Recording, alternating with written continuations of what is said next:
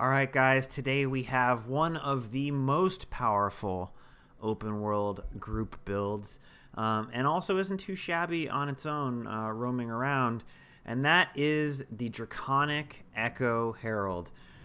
Draconic Echo Herald has massive support potential. It gives 10-man boons and also 10-man boon extension to your group, so it's going to be giving a significant amount of insanely good boon support to the 10 players around you. In addition to that, with Shiro, it's going to be able to have the ability to spread 10-man lifesteal with no ICD to everyone around you. So you're going to notice a very good amount of sustain also being spread to your allies. The build, despite packing all of that support, is capable of pretty significant DPS. Min-maxed on a DPS golem with raid buffs, you're looking at somewhere around 25-26k DPS, which puts it in a range, not quite a DPS build, not quite on the level of a warrior, a banner warrior, but still very respectable considering the amount of damage buff potential it brings to the squad. Yeah, this is one of those builds that it's just very easy to recommend. The rotation is very easy to learn, and I think, in my personal subjective opinion, that it's very fun to play despite being relatively easy. Because you do get a lot of different button presses, but at the same time it loops and repeats very similarly each time, so it's quite easily learnable. So between the fact that it's easy to gear, it's easy to play, and it's very useful, I think that it is one of the top and best all-around open world DPS builds. So hopefully you guys enjoy, stick around, and enjoy the guide. Alright guys, let's talk gear for the Draconic Echo Herald. We are going to use full Berserker stats in every slot, so you don't have to worry about anything weird there. However, I am recommending Strength Runes for this build because group might stacking is a big feature of the build. And worth building around in this case, especially for the open world. Our weapons, we're going to do sword, and staff on swap. Much like the Diviner Revenant, you're only going to swap to staff when you need CC. It's pretty low damage compared to the sword set, so it's really only in case of emergency. And on our sword, we're going to have Sigil of Force in one slot and Sigil of Air in the other. This is one of the few builds where Air actually out-damages Impact Sigil, so it's definitely worth considering using Air here.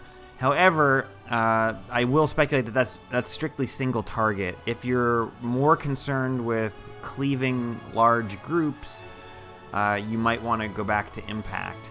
But on single target, which is mostly what I care about, and I think really mostly what matters, you would want to go with Air. And then trinkets, of course, are all going to be Berserker, and if you do use infusions, they should all be Mighty. So it's a rather straightforward setup, and the only thing that's really different from what you'd expect is Air Sigil in one slot and the Strength Runes on the armor. But it is a good excuse to get to use Strength Runes if you haven't got to use those in a while. Anyway, with the gear out of the way, let's move on to traits. Alright, so the traits for this build are going to be Devastation, Invocation, and Herald. In Devastation, we're going to take Vicious Lacerations for DPS increase, Assassin's Presence, which is going to buff nearby allies by 150 ferocity, which makes it still the best aura in the game.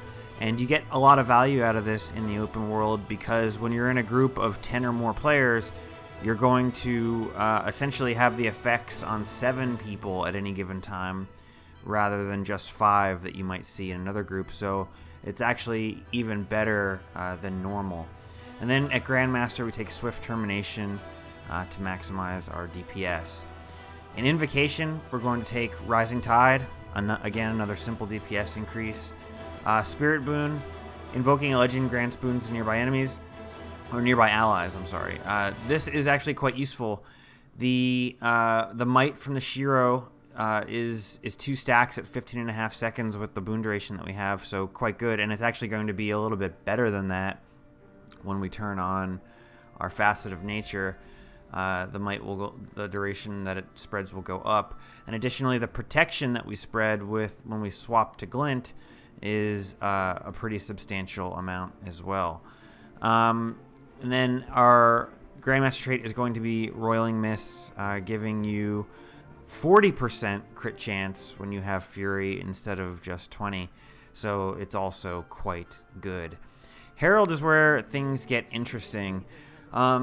One of our most important traits is the Adept passive trait that gives your F2 the great abilities that the build is based around. Essentially, what it does is while we maintain F2 in Glint, our allies that are around us, up to 10 of them, by the way, with one of the other traits, are going to have the boons that get applied to them are going to last 20% longer, and that goes above the boon duration cap. So essentially what's going to happen is you're going to turn all the crappy pug chronos in the open world into top tier chronos. You're going to essentially make every boon very, very easy to maintain for your squad, and you'll notice a significant amount more uptime as a result. Our Adept thing is we're going to take Core Value, which is going to improve the effects of True Nature. Then at the Master level, we're going to take Shared Empowerment. Shared Empowerment is very key to this build. When you apply a boon to an ally, you also apply Might to 10 allies around you. So this build pumps out a lot of boons on when you activate, when you have your facets going. So you can be assured that this is going to proc quite often with Shared Empowerment, and it's going to allow the build in total between the Might facet and this to keep, and the Shiro swap, to keep up around 15 to 17 Might on 10 people around. It's not by any definition as good a Might stacker as the Might God Ellie, but it does a lot of other things in addition to stacking Might that is quite good. So if we're going to say it's only an 8 out of 10 on Might stacking, it more than makes up for it with the other utility that it brings to the table. At the Grandmaster trait is Draconic Echo. This is the key to the whole deal. Draconic Echo drastically changes how you play the game with a Herald build. What it essentially does is it turns all your facets from 5 targets to 10 targets, and it changes your F2 from 5 targets to 10 targets. So now with Draconic Echo, your F2 is going to give the 20% boon extension to 10 players instead of 5.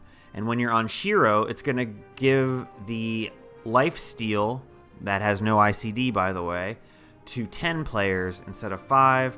It's going to give your Fury to 10 players. It's going to give your Swiftness to 10 players. It would give the Regen to 10 players. It'll give the Might from Facet of Strength to 10 players. And it will give the Protection from Glint to 10 players. So we're going to be stacking a ton of boons on all the players around us and get a high value. But that's not all the trait does. The trait even does more than that. Just going to 10 players would be pretty good, but it does more than that. The best thing that this trait does is even after you stop using the facet, it lingers and it pulses again twice. So let's say we double tap and use our Facet of the Elements. You can see Facet of the Elements will remain on the bar for 6 more seconds, so we get 2 more applications of Swiftness out of it. So even after you're done with the Facet of the Elements, the Swiftness you make will still be going out. So it's very, very powerful. meaning that we can use our Facet of the Elements to buff DPS, and we can use our Facet of Strength and our Facet of Chaos to buff DPS because they all have powerful actives without really compromising our boon duration. So we don't have to compromise. It's really the best of both worlds. So that is essentially what Draconic Echo is going to do for us. Everything is going to allow us to support our team better and even buff their DPS more through having really good boon uptime, really good boon extension, and then the lifesteal damage on Shiro is also quite high DPS buff to everyone around you. In addition to this build itself also having good DPS. So that's it for the traits. Now I want to talk a little bit about the skills before I get into showing you the rotation. So we'll sort of go over this when we talk about the rotation, but the goal, and so I want to preface it by saying that this is sort of what you want to look for when you play it. And it's going to sound very complicated when I talk about it here. It sounds like there's a lot to keep track of, but what you'll find is that rotationally, this build loops repeatably very well and very seamlessly, so you should have no trouble learning this build. I think within 10 minutes of playing around with it, you can be doing a very adequate job with the DPS rotation.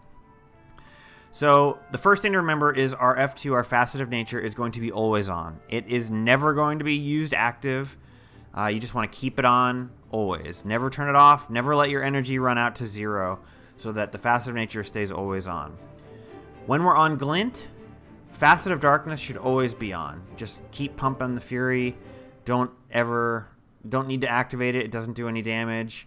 And we actually want the energy drain, so it's actually quite useful.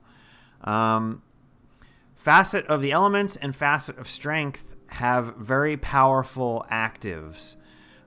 So what you want to do when you're on Glint is use them when they're off cooldown. You want to really get the most damage in that you can with those. And as you can see, they linger on your bar even after you activate them, so you still get quite high value. And then Facet of Chaos also has a powerful active, but it sucks down a lot of energy, so you only want to keep it up for a little while, and I'll show you in the rotation where and how to do it.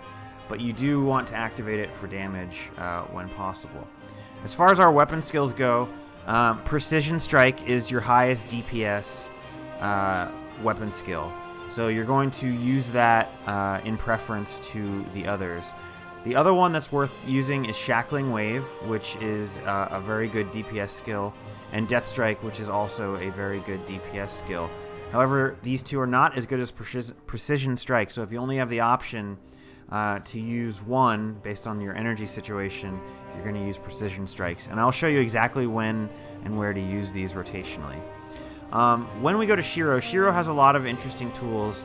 One thing you can do that is very cool in Shiro is before the fight starts, like when you're getting ready to engage with a target, like let's say it's the beginning of the Shaq Garrett fight and he's about to come out of the ground, there's like 5 seconds left, you can precast Enchanted Daggers and then swap to Glint at the beginning of your rotation, and you'll have the Enchanted Daggers still up, so you still get that little bit of extra lifesteal damage.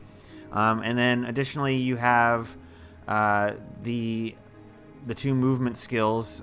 They won't come into play as far as the DPS rotation goes, but you should know what they do and how they work so that you can take advantage of them when necessary. And then our bread and butter is going to be Impossible Odds.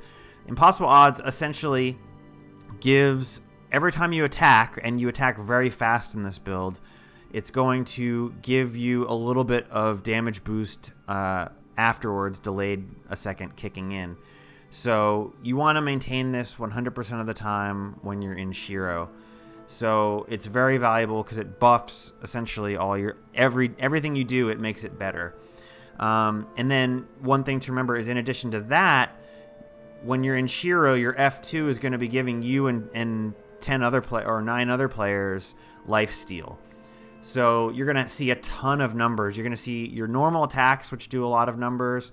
then you're going to see the Shiro lifesteal, and then you're going to see the impossible odds damage. So you're going to see a lot of that. And then remember, if you must, for CC, you have Jade Winds. It's not the most energy efficient skill on your bar, but it will be an effective way to do a break bar, an AoE break bar if need be. When you're on Shiro, you want to remember that impossible odds is the best thing you can be doing damage-wise, so you don't want to use any weapon skill except precision strike when you have impossible odds on. And as you'll see when we get to the rotation, you have enough time in Shiro to run this 100% of the time and still use precision strike on cooldown before you run out of energy and can swap back to Glint. So it should all work out for you. Now, I know that I've made this sound as complicated as it possibly can be, but we're going to go over the rotation now, and you'll see that it's not actually quite that complicated at all. All right, so with the Herald rotation, I did this with full boons on, so you won't be able to see the boons that this can maintain. I'll show that a little bit after, but I wanted to give you with normal raid buffs what it looks like and what it does. So you're going to want to start in Glint, and you'll start with your F2 on and your Facet of Darkness. The very first thing we're going to do is activate and use our Facet of the Elements and Facet of Strength to lead with Damage Burst. Then we will do 2, 4, and 5 on Sword. And then we're going to swap to Shiro, use Impossible Odds and Sword 2, and auto attack and use Sword 2 on cooldown. And what will end up happening is right as we're getting ready to be run out of energy, we'll be able to swap back to Glint without resetting our Facet of Nature.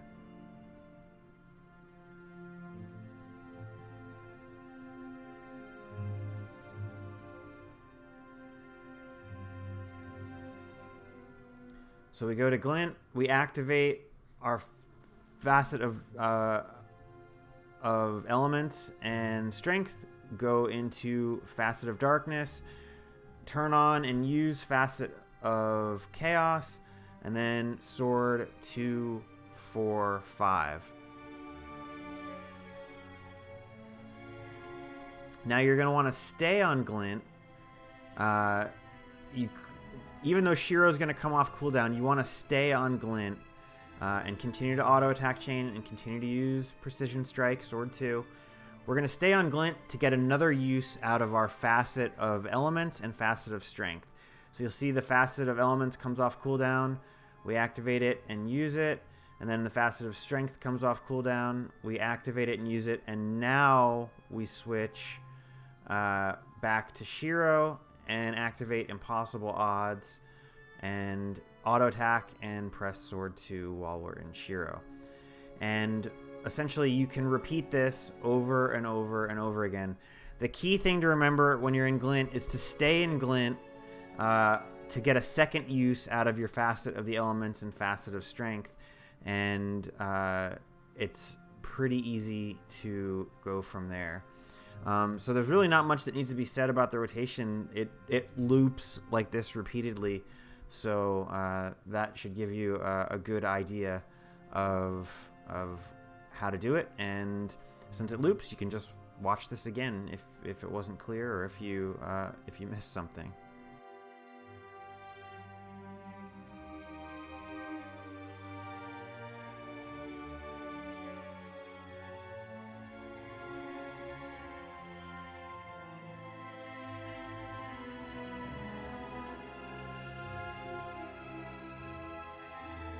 Real quickly, I did another rotation demonstration here with just quickness and alacrity, so you can kind of see what sort of boons that this is capable of maintaining on itself solo. So this is just a real quick demonstration. You can look at the buff bar and you can see the boons that this makes on itself solo. It will actually make these on 10 players that are around, so you can get a good idea of what this build outputs for the group around it. Pretty cool stuff, guys.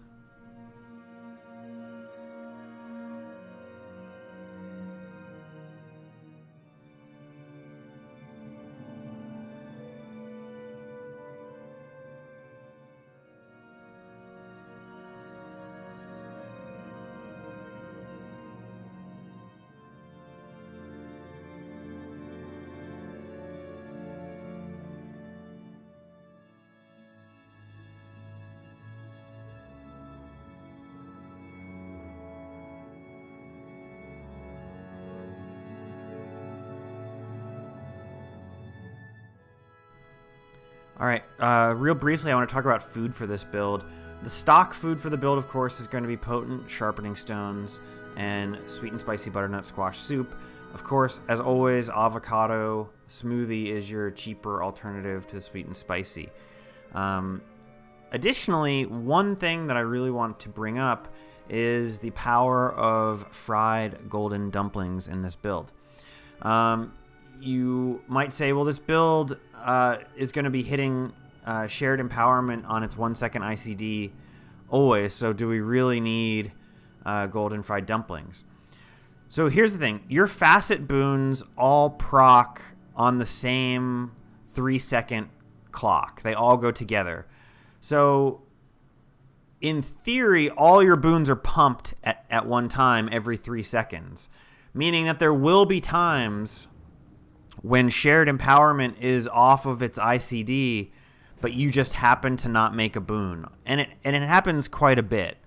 So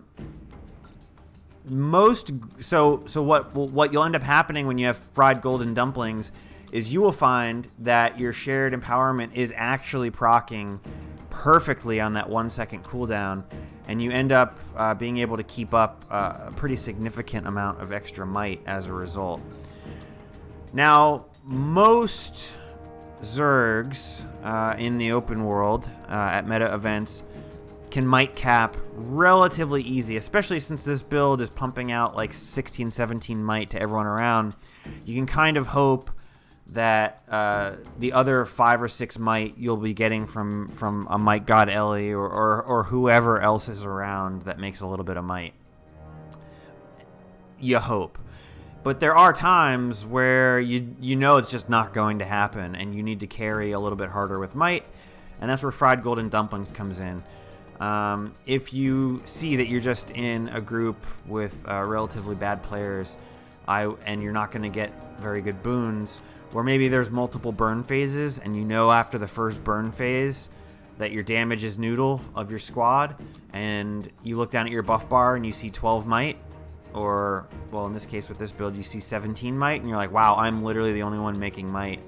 That's when it's time to pop the fried golden dumplings, because it'll get you to 25 might, and it will get everyone around you a significant amount of more might from the shared empowerment. So it's good to keep these handy. I wouldn't use them as my default food without thinking about it, but it's the type of thing that you want to have handy so that when you do need it, you got it, and it will be a very noticeable impact for your squad. All right, guys, that is it for me. This is one of my favorite open world builds. I had said a while ago when I did the Alacrity Diviner's Renegade that the Alacrity Renegade is very powerful and very good at what it does, but it just didn't have that feeling where you could feel how much you were carrying. I think part of the problem with that is because Alacrity is only as good as the players that use it, and if you're in a squad with a bunch of barebow rangers, you're not going to get a huge value out of the Alacrity.